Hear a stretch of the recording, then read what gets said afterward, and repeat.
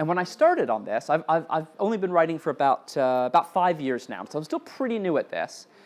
I'll share it with you why I started with books. Because I love technology, I love cinema, I love video games, I love really high-tech stuff. But what's interesting to me, right, is with all of this great stuff, right, what do we got here? HD, 3D, PS4, Xbox One.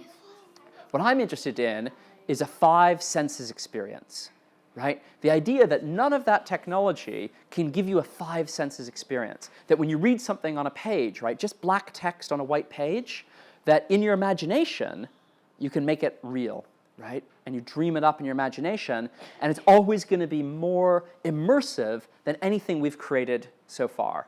Maybe we'll have to wait for the, I don't know, the Xbox 47 or something like that, and we can plug that directly into our brain, and that will be fully immersive. But for right now, we don't have it, right? So when I started to write, I thought, okay, there's lots of great books out there. Jeff Kinney, Harry Potter we talked about, Jacqueline Wilson, Percy Jackson, lots of great books, but I thought something was missing, right? I wanted something that was futuristic, really fast-paced. I get bored easily, right? So I want something that's fast-paced. Something that's fun to read, right? But with big, challenging ideas. And ultimately, a book that read like a video game. Something as compelling and as addictive as a video game. And that's what MetaWars is, okay?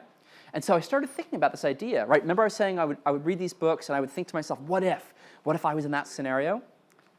Right? And I started thinking about, based on an experience that I had a few years ago, and you guys might remember this. Do you remember there was an ash cloud? Do you remember the ash cloud from Iceland?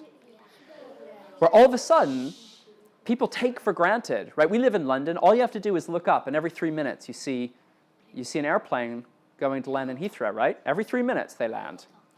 And so we take for granted this idea that people can just hop on airplanes and go anywhere.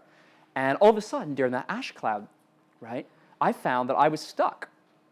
I was in Portugal, and the only way I could see my family and my friends and connect with the people I care about was online, right? So the world looked a little bit more like that, right?